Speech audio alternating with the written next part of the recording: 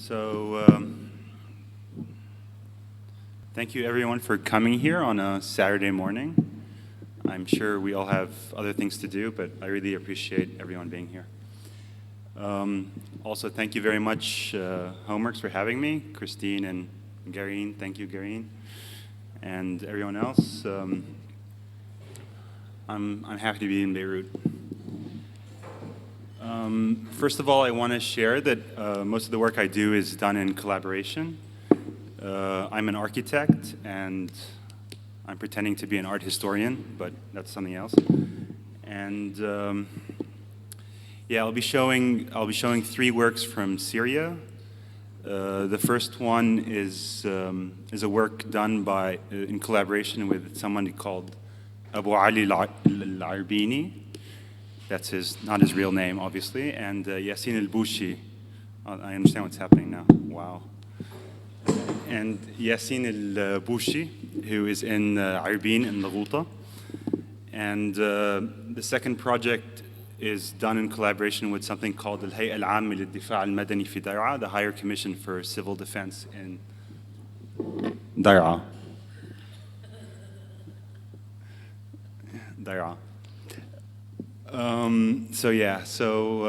All this work also is done in collaboration with my 3 rockstar friends, collaborators, advisors, Salim Al-Adi, who's an architect, Jana Trabulsi, who's an illustrator, graphic designer, and Alfred Tarazi, who is an artist / designer. And as I'm sure they will all attest, all shortcomings of the work is mine. Finally, I want to apologize for using English because it's the language I feel more comfortable speaking in technically. I'd much rather I would be able to do this in Arabic, but sadly that's not going to happen. But I'll happily take questions and answers in Arabic. All right, so let's start. So this is a video by Yassin that I would like to start with.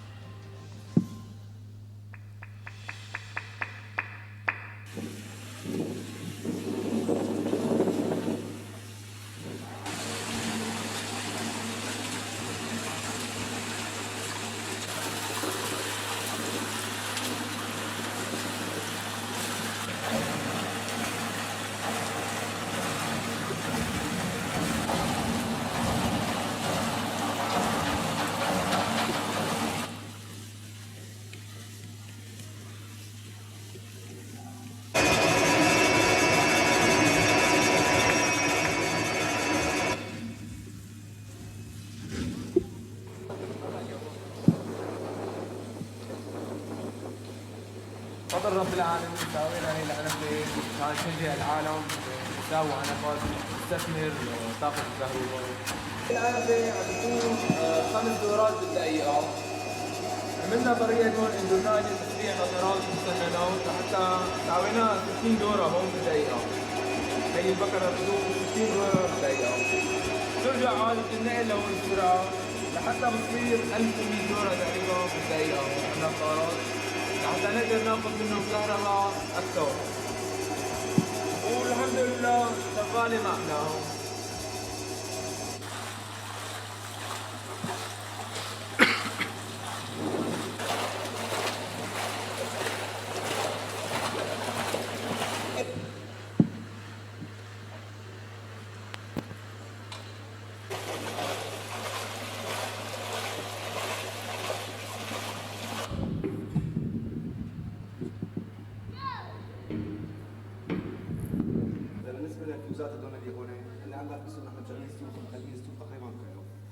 الواحد بده امبير ماضي بده مثلا امبيرين ماضي حسب استطاعتنا هون. هي بالنسبه لي عندنا هون.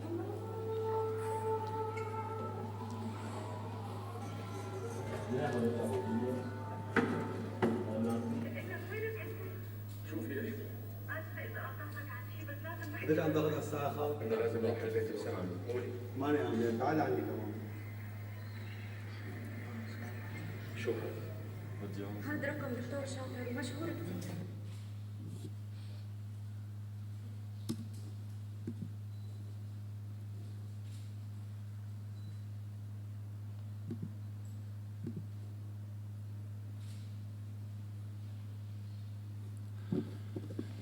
So that video is by Yassin al-Bushi, who is in Arbin, which is just outside of, like a few kilometers outside of Damascus.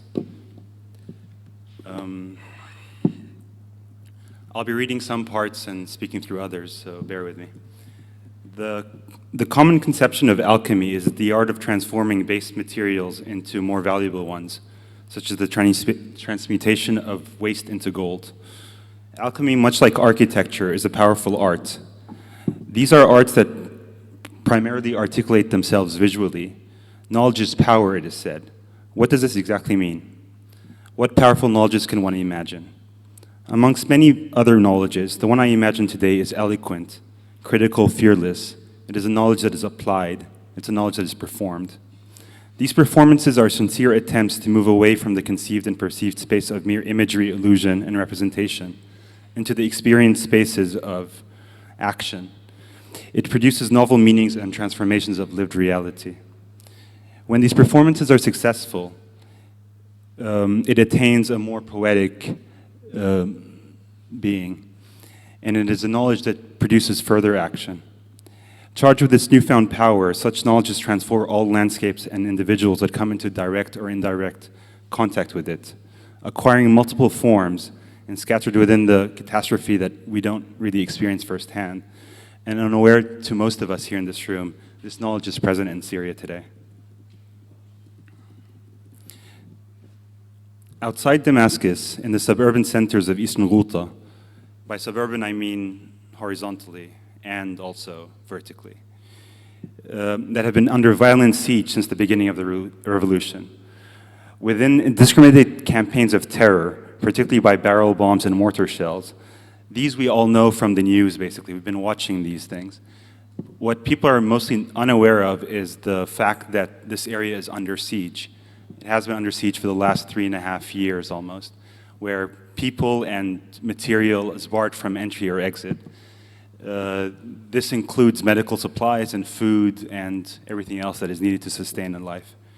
This is a form of collective punishment that the regime has kind of enforced onto these people.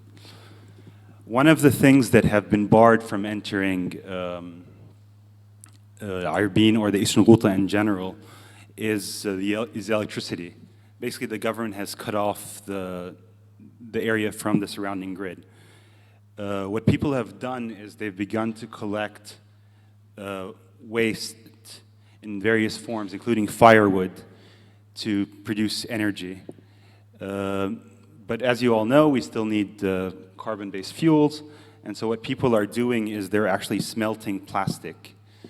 The way it works is you collect plastic from either from the rubble sites or from garbage, and then you chop it up, so this would probably be cut into 2 or 3 pieces. And then that's what the first image shows. And then what you do is you actually put it in a furnace, and then you collect the fumes, and as it's going through the pipe, it cools at 2 different temperatures. One temperature is more similar to, it produces a substance that's more similar to benzene, but it's not. And the other one is more similar to diesel, also that is not.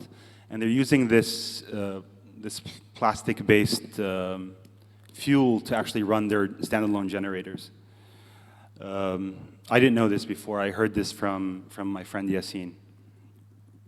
In November 2014, I was introduced to Yassin. Yassin is from Arbin, and he still lives there. He is 26 years old. He was an architecture student, but since he got stuck, he couldn't really start going to school. So what Yassin has been doing is he's been documenting the lives and, sadly, the deaths happening around him, mostly as a photojournalist. And so he sells his images to different news agencies, including the Anadolu agency, where the first video came from. He's the one who told me about all this.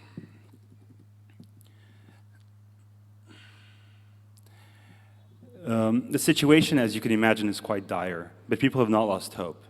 This is the moment of seemingly endless cycles of death and destruction that one can recognize the creative resilience of the people of Ghouta. It is an empowering resistance that places itself within the everyday experiences of those who dare to diligently think and act differently. Amongst other forms, this resistance acquires a material form such as in a device like this. What this is a noria, na'ura, a water wheel, a water turbine, whichever word. I'll use Noria, I think, for most of this. Noria is, basically it's a water-to-wire technology where by turning, as you saw in the video, by turning them 5 or 6 times in this, what is essentially an open sewage canal, it is able to start a generator and therefore produce electric power. Norias have a very long history in a place like Syria. Hydropower in generally has a very long history in a place like Syria. So amongst the earliest are these things by Badi' al-Zaman al-Jazairi, who did these automatons from the 14th century, 13th, 14th, depending who you ask, produced in the north. Other ones are these kind of mills that used to exist in the landscape of Al-Ghouta, exactly in the same area where these new mills are. That most of them have disappeared in the 50s and the 60s, so this is probably one of the last ones that are there. The more famous ones, of course, are the ones of Hama, which are a major symbol of Syria. It appears on our money. Yeah. As you all know, Hama is infamous today for being the site of... It's infamous for 2 things. It's infamous for being the site for an amazing protest in 2011, 2012. But it's also infamous for the 1982 massacre that happened there. Sorry? And amazing food. Hama is a great place, actually. Yeah, Hama. Anyway, so there are 17 surviving water mills in Hama that were sort of, the Syrian government in 1999 tried to put them on the UNESCO list. They're still not on. But they have all acquired this symbolic weight, whether as sort of national within the regime side of things, but also, and the popular side of things, but also as symbols of resistance. So 2012 marked the 30th anniversary of the Hama massacre. And things like this happened, where people actually painted them red or just dropped red paint onto them, splashing redness into the water. Small models, I don't have a picture of it, but models of the Norias were carried in protests and that kind of thing. Also in 2014, some drunken regime soldiers burnt one down that was from probably the 16th century. There's also an opposition group that I heard stole the one in Shazar. So it's a, I think, 7-meter diameter. They kind of sold it, coming to the Louvre soon. So merely months after the disruption of electric power in Ghouta, the first hydroelectric na'ura was built and tested. Others soon followed, and the design was improved. So the way I understand it, Abu Ali himself is the person who produced the first one, just like sick of this playing for plastic, the cost of, it's not only the environmental cost, but also the sort of like the capital cost of it is very high. So electricity produced using this technology is like a quarter of the price that per ampere per hour, that it is using the burnt plastic. So very soon many water-to-wire devices were produced, and as you could probably see from this image, the material itself, they're built out of metal scrap that is found in the shops of these blacksmiths. If you pay attention, like this has old barrels, for example, that are actually the fins and some architectural elements like these I-beams. This is a bit of a mismatch. This has also some barrels, some what looks like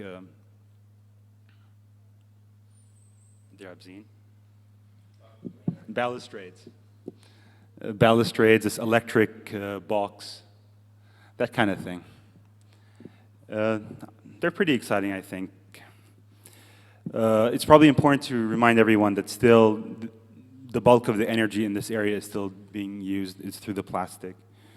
But these are objects that are somehow entangled into the resistance of these people. And at this point, so when I first met this Yassine and was introduced to these projects in November, there was one. Now there's around 40 of them. scattered throughout the Ghouta. The ones closer to Damascus are, because the Ghouta is practically Damascus as far as I'm concerned. The ones closer to the city center are now sitting in a barren landscape because that landscape has been completely destroyed by the shelling. The ones that are further away, such as the ones that are photographed, are actually sitting amongst the houses and are protected by the houses until. So yeah, amazed and astonished. They're quite marvelous. I asked Yassine if he would be interested in collaborating with me on a project. And initially, by me, of course, I mean me, Salim, Jana, and Alfred. And Taysir. Essentially, I was trying to get some funds to actually collect money to actually produce a water wheel. But after multiple backs and forths with Yassine and Abu Ali, it was decided that it would be far more interesting if we actually invest in the quote-unquote research and development of a windmill rather than a water wheel. You see, the first water wheel cost around, I think, $8,000, and now they cost around $3,000. And so by actually producing the prototype, you actually can sort of like embed that knowledge, this powerful knowledge, into the community itself. So this is the prototype for a windmill that has already been built and is already serving a field hospital, an underground field hospital. I don't know much more, but I can't even say much more, as I'm sure you can imagine. But I think what's interesting to point out here is that all of us are not really in the business of providing survival. We're more in the business of trying to, as you remember, one of the demands of the protests in the beginning was dignity. And so what we're doing here is trying to maintain dignity through the provision of an electric supply so that people could actually switch on a light to use the bathroom, watch TV, wash their clothes. Although this is a hospital, the electricity for the x-ray machines and all the medical equipment is actually being provided using the plastic still. And for me, this is actually a very important point, so I hope that, I don't know, you're interested. Yeah. So I'd like to now talk about an older project, which is a project that I did with all the above mentioned in 2014 for the Venice Biennale of Architecture. We were invited to produce an unofficial Syrian pavilion at the Corderie in the Arsenale. And it was a project called Excavating the Sky. Excavating the Sky is a project about, in order to examine the last 100 years of architecture in Syria, we decided that we wanted to focus on heavy mechanical flight as the actual space-producing device in Syria across the last 100 years. And so I'm talking about flight both as observation but also through bombing, and the effect of that observation and that bombing in the production of the Syrian landscape. Yeah. The decision was taken pretty early on to actually spend the money that was gathered for the Biennale to actually build what was called the displaced pavilion in Syria, which I'll tell you more about later, and then try to examine this narrative of the 100 years through 4 stories in order to sort of like better comprehend the past struggles that have actually happened over this space and its multiple meanings. I hope it's clear here that these are my interests both as a sort of pretending art historian and as an architect, to actually try to evoke new meaning and essentially potential that is embedded within these older narratives. So these are the 4 stories that kind of fall from the sky, if you will. So the first story was called Air. It's from 1914. It is the story of 2 pilots. This is the first airplane to fly in Syria. The second, if you believe the Arab Image Foundation, from a few months earlier. But this is what is, at least in the narrative, in the sort of established historical narrative, this is the first airplane to fly into Syria.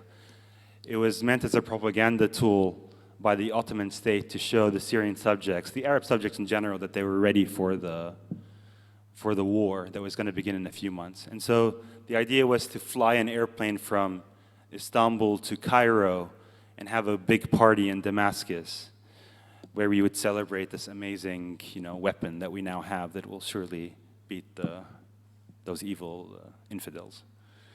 These are images from the landing in Damascus. You could see the people in the tree. People have never seen a plane before, like this metal mechanical bird, jinni. There's all these amazing stories about what we people thought it was. And Fatih Bey and Sadiq Bey were the pilot and co-pilot respectively.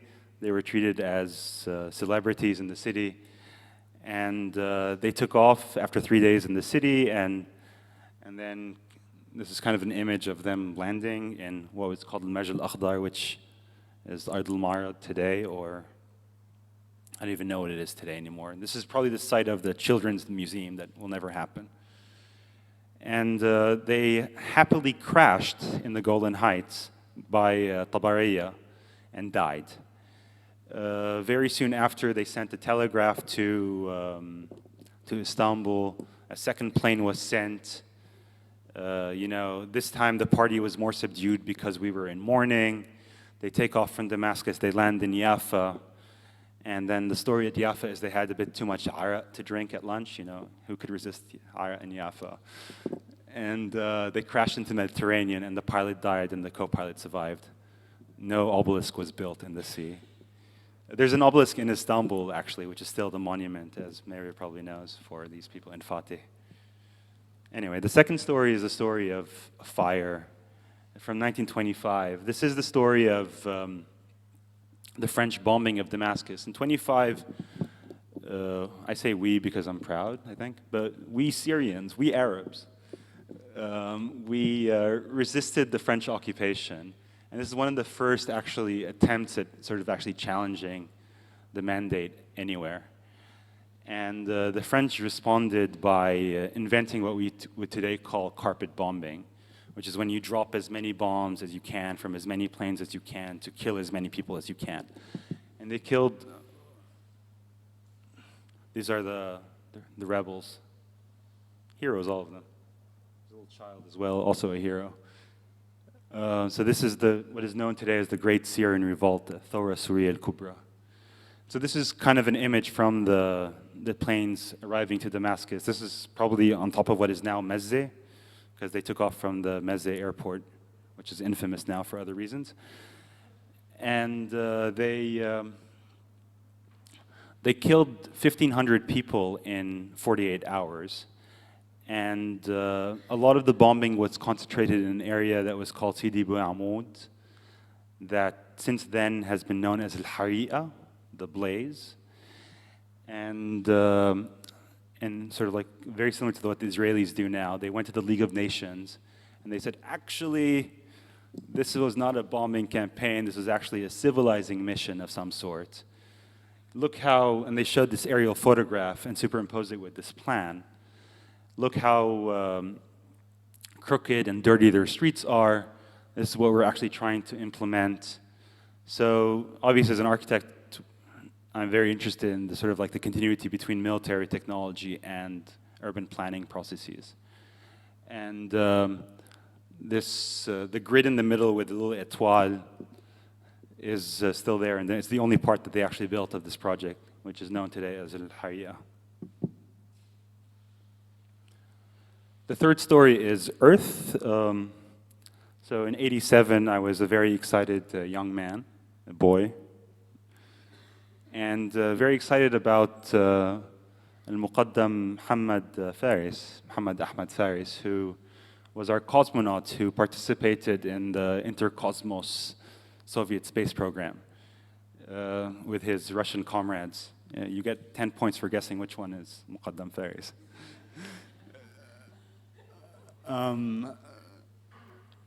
Yeah. Sorry? Russians can have mustaches too, but I think it's more than the mustache. This is an event that I collected these stamps when I was a child. It was all over television and the news, et cetera, et cetera. It was very exciting. This is our second Arab astronaut following a Saudi prince who went up with the Americans the year before. I think that's why they sort of like bumped Czechoslovakia behind and sent up Syria. Yeah, I don't know if that's true. I just made that up. But yeah, so after he flew down, after he dropped from the sky, so to speak, you know the famous story of, like, everyone knows the video between Hafiz al-Assad and this person, where it was probably the first live coverage on Syrian TV, where you have to imagine this guy in his his canister, like a tin can, as David Bowie would say, and sort of like flying up there, and then this talking to Hafiz al-Assad, and Hafiz al-Assad going, so, what do you see, my comrade? And he's like, I see the great country, I see the mountains, I see, Jabal al-Sheikh, which will soon be freed, I see you, my great leader, and all this kind of stuff.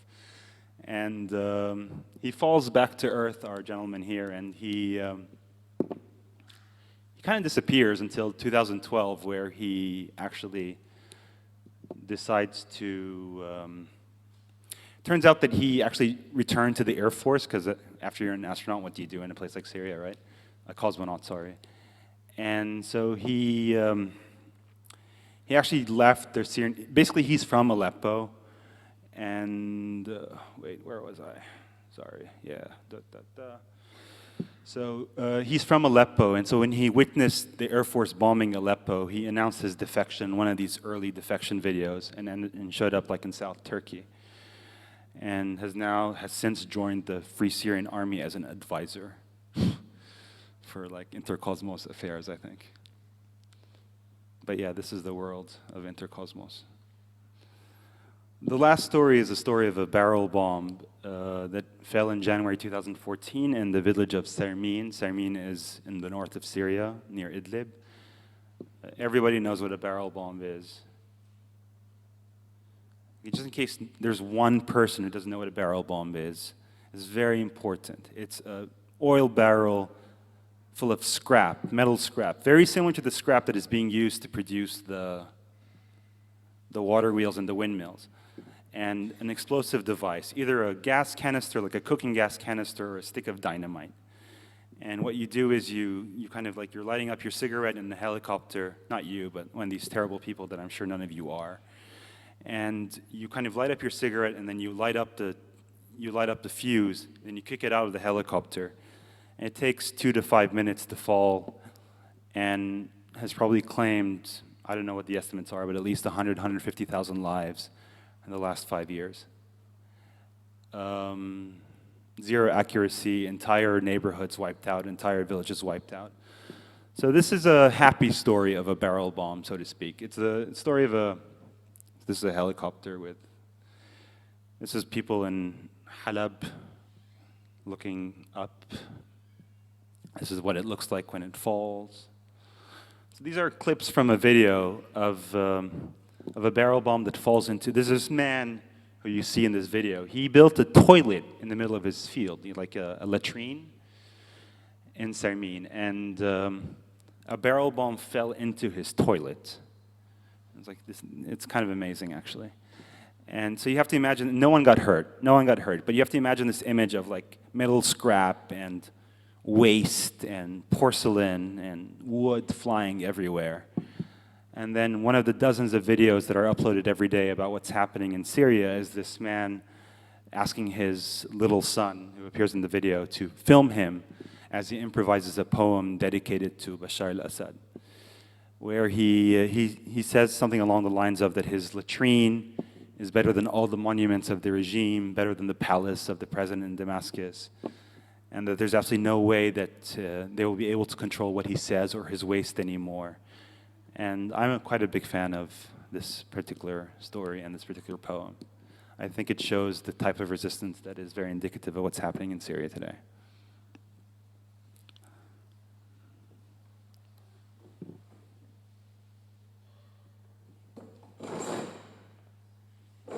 Yeah, it's a bit too big. So, but anyway, if you imagine, so we had to do this. So in response to all these stories, What we did was we decided to build my first building, actually, in Syria. I've been an architect for 9 years, and I've managed to avoid building. And so my first building is in Syria. It's 6 centimeters, 6.3 centimeters wide at the top, and it's 120 meters deep. So it's slightly smaller than that circle. It's the size of this circle.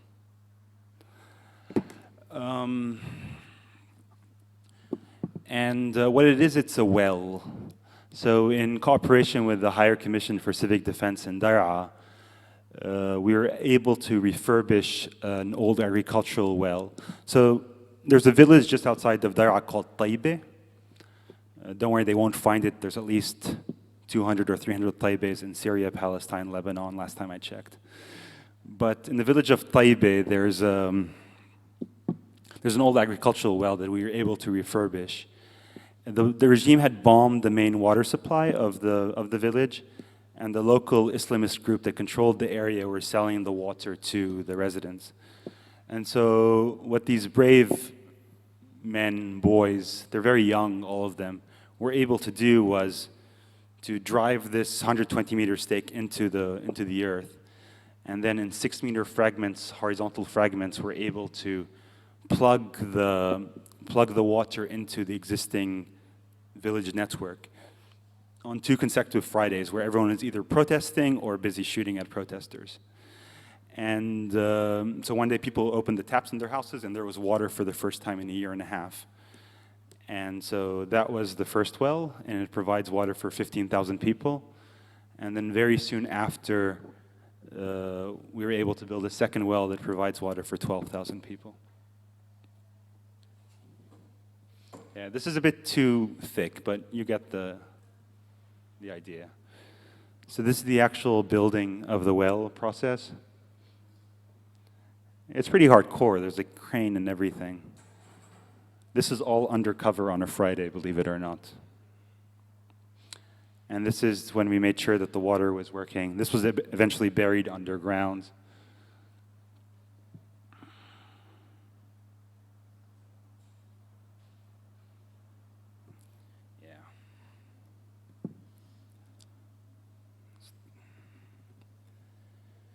So yeah, I'll go back to reading now. In general terms, such systems are composed of 2 main parts.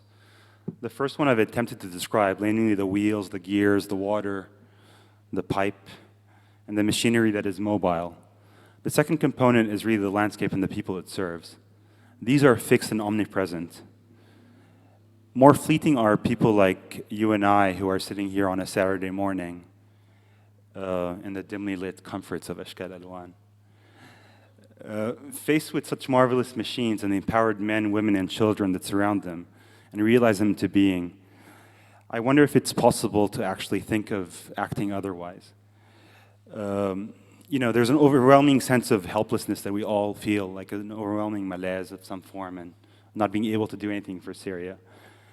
I think inherent within these processes, within machines like these marvelous devices, are processes of uprising revolt and the production of new problematizations between essentially what is the common distinctions between building and monument, between everyday life and the festival, if you want. And I think that they provide us with enough space for thought to evoke action and also transformation, if not transmutation. I think within these devices, the templates for which a future can be projected upon, a future not only in Syria, but throughout the world, one in where there's a certain sense of dignified justice for everyone and opportunity for everyone. It is a future for which a sacrifice is unwillingly being performed in Syria, and one that remains central to the transformations throughout the world. I think characteristic of this moment is are these monuments that for lack of a better word, I'm calling the monuments of the everyday. Thank you.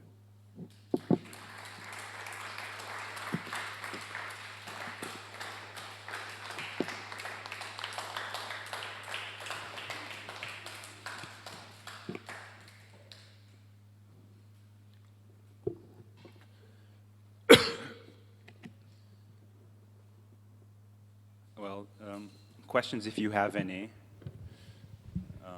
Comments are preferred, I think. And hopefully we can have some conversation of some sort. Just a quick question, because I sadly missed the beginning of your talk, and I'm really interested. And your name. So I'm Maeve Brennan. Maeve. Hi. I was just wondering, these projects seem really amazing and inspiring, and I wondered if you have any plans for any more coming up. Yeah, there is. I kind of in the middle. I don't know if you were here for the windmill. You missed that. So the windmill is kind of the beginning of the next project, which will be a project about the history of electricity in Syria over the course of the last 100 years, and the role of electricity in the production of the Syrian state. And somehow, you know, Syria is one of these countries that sort of really prided itself in building itself through like these major infrastructural electrical projects, such as, for example, the Sed al-Furat, the Assad Dam, the Furat Dam, the Euphrates Dam.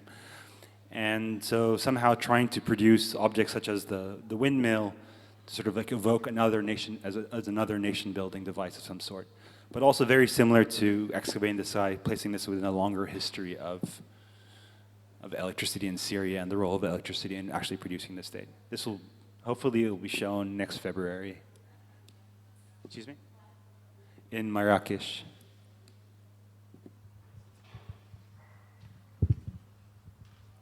Russia.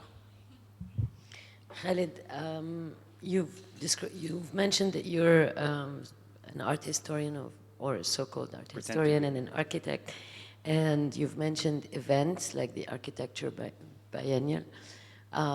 So basically, the way you fund the making of these amazing monuments is through art, right? Yes. Do you want to comment on how that has been perceived, or at least the language that you use in the proposals? Well, initially I kind of understood it more as an act of piracy. You're all probably more familiar with the art world than I am, or at least many of you are. But so I kind of sort of sneakily thought of it as an act of piracy of some sort. What was quite shocking is how willing the art fundraising people were interested in sort of like being pirated. So I think there is something to be said, very similar to the relationship between building and monument, but there's also something to be said about the relationship between art and real life. Sadly, I am romantic enough to believe in art still, and so maybe the funding agencies do as well, and it's kind of like a well-kept secret that we all don't know. But yeah, did I answer your question? Okay. But you helped me too, remember? Any other questions? Reem? Thanks, Khaled. You use both the words survival and resistance, and I was just wondering, like, I mean, you could interpret those sort of acts as acts of survival as much as of resistance, and I was wondering how, like, what makes you maybe either want to use the word resistance, or how do the people there see this? I mean, do they see this as purely, you know, kind of ways to Well, survive? again, we are in the well-lit, dimly lit comforts of Ashkal Alwan. I think for a lot of these people, just being alive, like survival is a form of resistance. You know, like this is a regime that is hell-bent on destroying every single one of them, indiscriminately with barrel bombs and without medicine and without food. And so their mere existence is an act of resistance. I can't claim that. I think what I can claim is some kind of attempt to participate from afar in maintaining some level of everyday dignity. And, you know, like, I'm lucky enough to like go see a doctor when I broke my hand, kind of thing. Does that answer your question, Reem? Okay, great. It's so nice that all of you are my friends.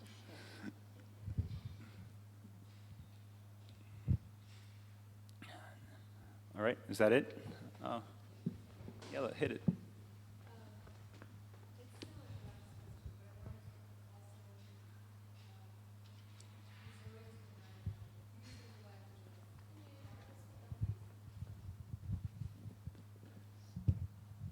But you've asked me this question before. Have I? I think so. I don't know. Go Well, on. you don't know where I'm going with it. Does using the vocabulary of art and the infrastructures of, I mean, because it's not only, I mean, it's interesting that you ground your projects in historical, in the methodology of art history, and that you also use the kind of logic of, I mean, maybe this is what you were referring to as the festival in the end, the events of the contemporary art world.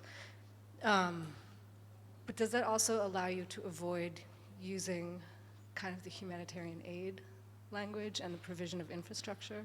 Right. I mean, it allows you not to talk like a humanitarian aid organization, which seems like it's a kind of tension that's interesting.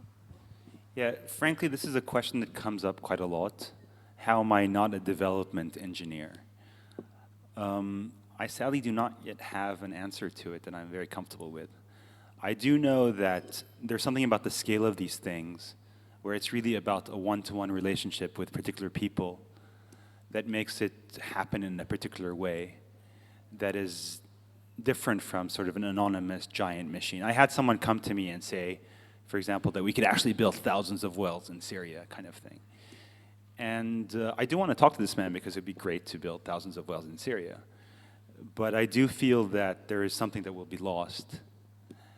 And obviously, the production of 1,000 wells in Syria is 5 million times more important than anything that can be lost in terms of a project. So if he's serious or anyone in this room wants to build 5,000 wells in Syria, let's talk about it. But I'm not so sure yet, actually. It's still one of these questions about this project and these projects.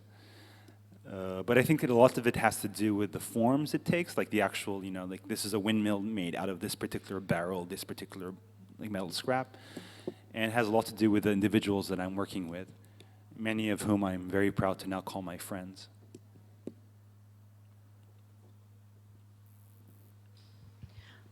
I don't know if you, I mean, I'm sure of building 5,000. I think building 5,000 wells or seeking that is this like utopic reflex. But I'd rather think that, I mean, while, you know, your project is unique in its own way and it's absolutely wonderful, but I would like to believe that in every area there are people inventing ways of survival, and they are connected to people who are not in their immediate vicinity. And I believe if one day we will map them, we will know about them. And I think this is what we build and imagine a future Syria from. Not the rubble, not the ruins, you know what I'm saying? I do know, but I kind of want to emphasize, though, at least in the 2 or 3 geographies that I'm a bit more familiar with, that there seems to be little outside help. So these are, like, the resilience and the creativity and the marvelousness is actually sort of coming from the ground itself. And I know it probably wasn't very clear, but I think this was actually, for me, a really important point. And the Norias exist, and then Khaled Malas and his friends kind of come along and they try to tap into them. And then we get into a conversation, and that conversation leads to Windmill, which is an interesting conversation to have. But the Norias exist, and that's I think where the future of Syria is.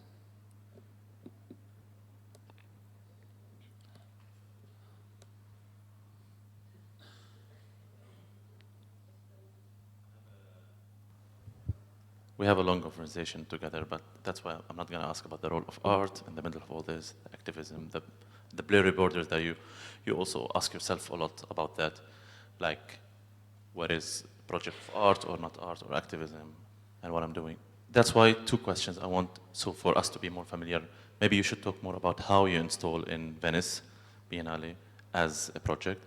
And the second, because you mentioned a lot that you work, and that's very clever, that you work with others, Jana, Salim, and Alfred, and all of us. I want to hear more about this collaboration, because I think this and also... Ahmad.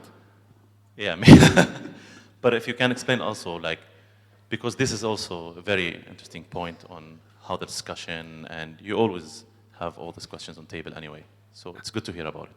Ahmed, if you think you're getting out of the electricity project, you're not. No, I'm curious to say the role.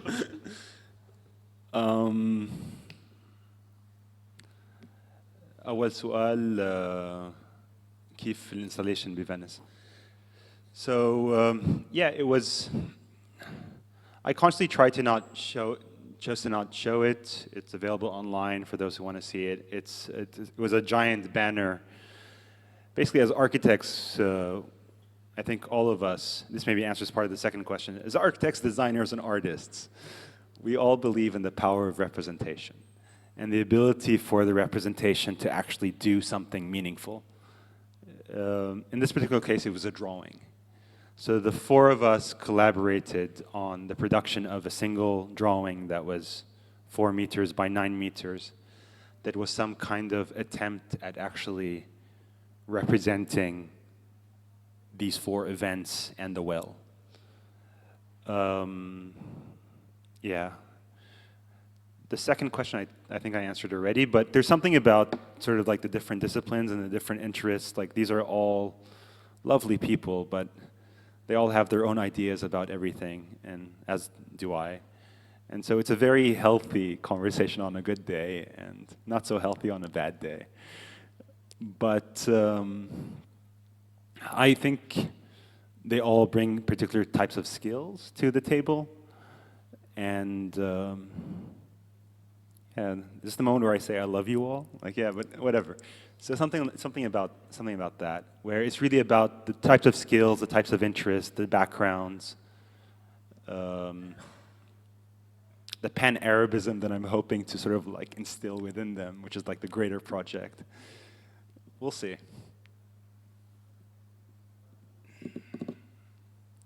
طيب شكرا جزيلا جدا.